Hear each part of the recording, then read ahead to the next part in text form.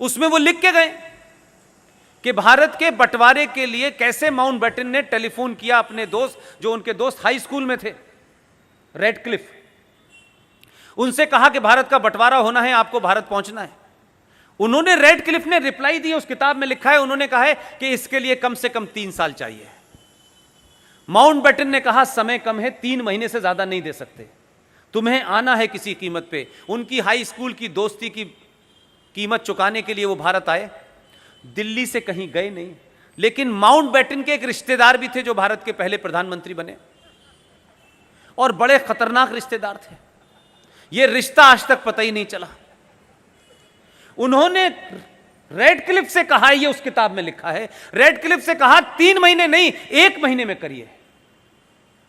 35 दिन के अंदर रेडक्लिफ दिल्ली से कहीं गए नहीं और दिल्ली में बैठ के नक्शे पे लाइन खींच दी।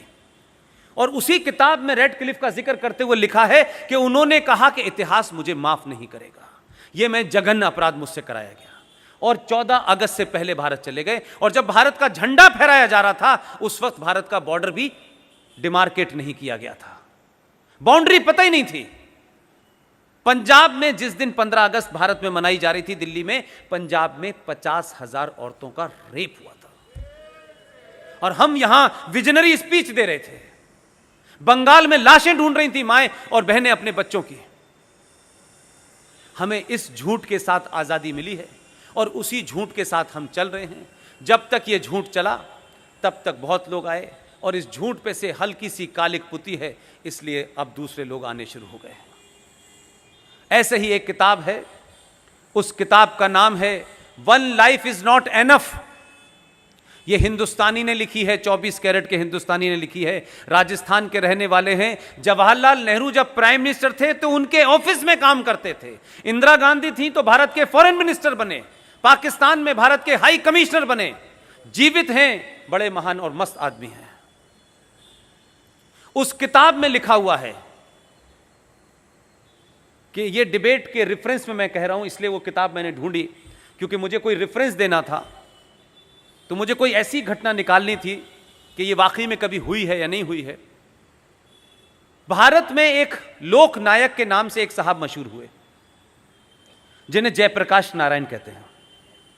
उन्होंने किस सरकार के खिलाफ मूवमेंट चलाया ये विषय नहीं है, लेकिन एक जन आंदोलन बड़ा खड़ा किया आजाद भारत के बाद। सत्ता का परिवर्तन हुआ, यह भी मेरा विषय नहीं है। जब उनकी मृत्यु हुई तो भारत की पार्लियामेंट के अंदर कुछ लोगों ने यह सवाल उठाया कि उनको श्रद्धांजलि देनी चाहिए, he was a great guy, बहुत बड़े आदमी थे। यकायक माउंटबेटन के रिश्तेदारों में से सब खड़े हो गए कि यह कैसे हो सकता है, वो तो पार्लियामेंट के सदस्य नहीं थे। यह बात आप सोचिए 79 से मेरे दिमाग में है। मैं उस वक्त हाई स्कूल में था और मुझे जवाब अभी 6 महीने पहले मिला। एक किताब मैंने खरीद के रखी 2 साल पहले, खरीद के रख ली, पढ़ता नहीं था मैं, लेकिन ये कुछ ऊपर वाले की देन है, सही समय पे मुझे वो मिल गई। मैं अपने साथी ओम यादव जी जो बनारस से आए हैं, ग्रेजुएट हैं, मेरे साथ, मेरा पूरे साथ रहते हैं 24 घंटे, सब छोड़ दिया है उन्होंने। मैं उनको कुछ देता लेता नहीं हूँ, वो सिर्फ वॉलंटरी मेरे साथ पिछले 2 साल से हैं। पूरे मेरे प्रोग्राम की कथा चिट्ठा रखते हैं, कहाँ जाना है, कैसे जाना है, चिंता करते हैं, युवा हैं। मैं उनके साथ बैठा था, मैं प्लेन में था, तो मैंने वो किताब निकाली और पढ़ना शुरू किया। आप यकीन मानिए, आपको लगेगा कि मैं कोई, और आप जानते हैं मेरी बैकग्राउंड ऐसी नहीं है, मैंने जीवन में बहुत कम पूजा की है।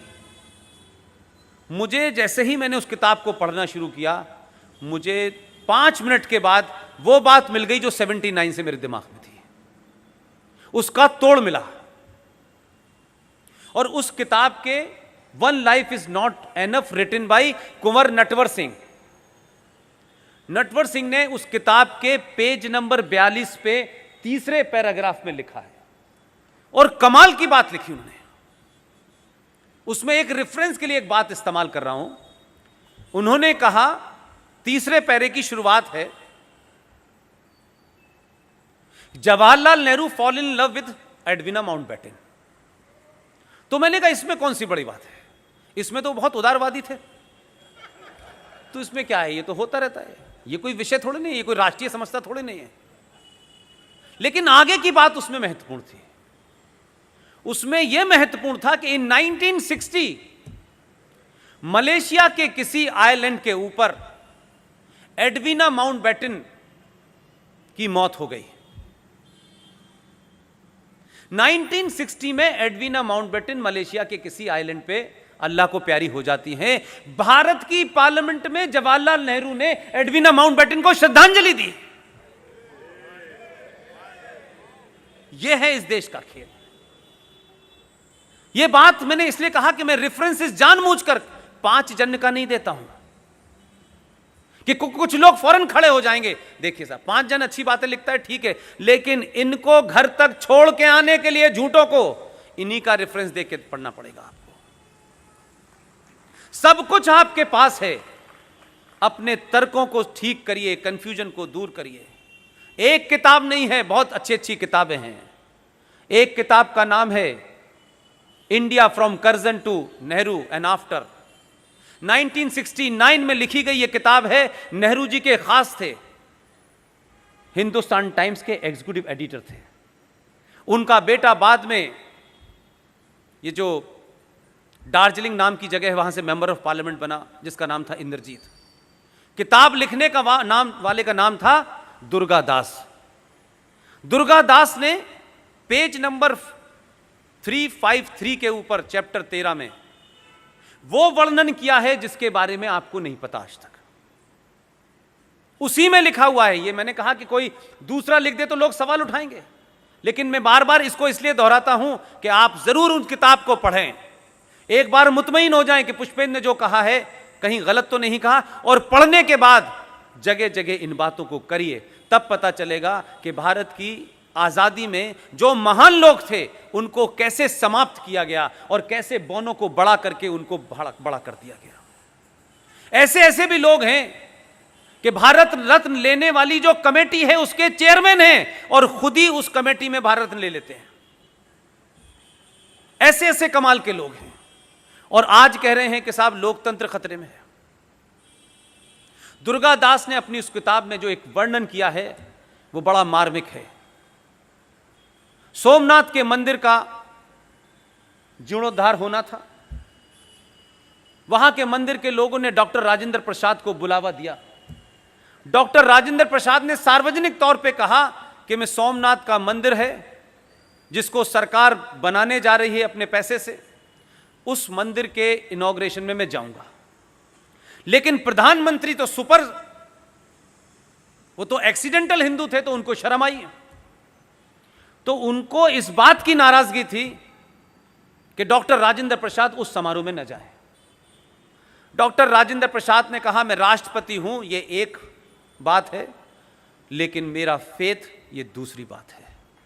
डॉक्टर राजेंद्र प्रसाद रहते हुए राष्ट्रपति के गए, उसमें हिस्सा लिया। एक एक्सीडेंटल प्रधानमंत्री को इतना नागवार गुजरा कि उनकी मौत तक का कारण बने। उस आदमी को बीमार हुए डॉक्टर राजेंद्र प्रसाद। उनके वहां जाने से उनके सारे फॉरेन ट्रिप कैंसिल कर दिए गए, क्योंकि राष्ट्रपति जब विदेश जाता है तो प्रधानमंत्री और कैबिनेट क्लियर करती है उसके। राष्ट्रपति अपने मर्जी से कहीं नहीं जा सकता है। यह भी महत्वपूर्ण नहीं था।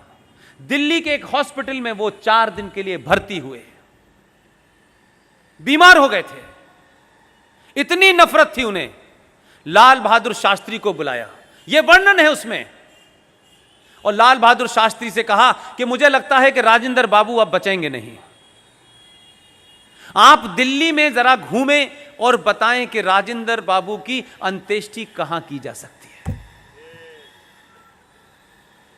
लाल बहादुर शास्त्री के जीवन की एक अजीब रोचक घटना है कि वो गए, उन्होंने पूरा मुआयना किया, यहां गए वहां गए, और आकर के उन्हें बताया कि विजय चौक पे, विजय घाट पे उनका अंतिम संस्कार कर सकते हैं। डॉक्टर राजेंद्र बाबू ठीक हो गए, वापस आ गए।